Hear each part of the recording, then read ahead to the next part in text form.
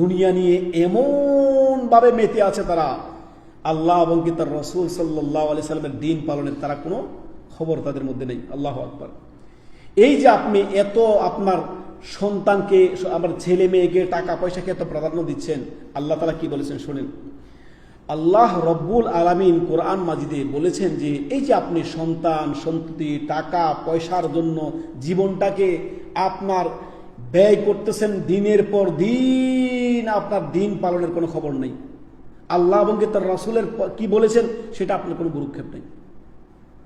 টাকা পয়সা কাজে আসবে কবরে, ছেলে মেয়ে কবরে কাজে আসবে, সন্তান সন্ততি টাকা পয়সা ধন দৌলত, দুনিয়ার এই চাকচিক্যতা, দুনিয়ার এই অট্টালিকা, দুনিয়ার এই বাড়ি গাড়ি, কোনো কিছু কাজে আসবে কবরে, আপনার হাসরের মাঠে কাজে আসবে।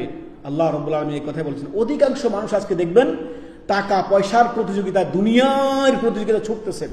অধিকাংশ মানুষ ছেলে মেয়ে কে কত বেশি আপনার ডাক্তার ইঞ্জিনিয়ার মানে দুনিয়া নিয়ে প্রতিযোগিতা চলতেছে, অথচ তারা দিন পালনের কোনো তাদের খবর নেই। আল্লাহ রাব্বুল আলামিন এই মর্মে সূরা আশ-শুআরার আয়াত নাম্বার 88 এবং কি 89 নম্বর আয়াতে আল্লাহ তাআলা বলেন, ইয়াউমা লা ইয়ানফাউ মালুন ওয়ালা বানুন। সেই দিন শুনে রাখো, হাসরের দিবসে, কিয়ামতের দিবসে, বিচার দিবসে, ইয়াউমা লা ইয়ানফাউ মালুন ওয়ালা বানুন ইল্লা মান আতাল্লাহু বিকালবিন সালিম। যে এমন একটা সময় তোমার কাছে আসবে বিচার দিবসে, টাকা পয়সা ধন দৌলত স্ত্রী পুত্র দুনিয়ার বাড়ি গাড়ি চার আনার কাজে তোমার আসবে না।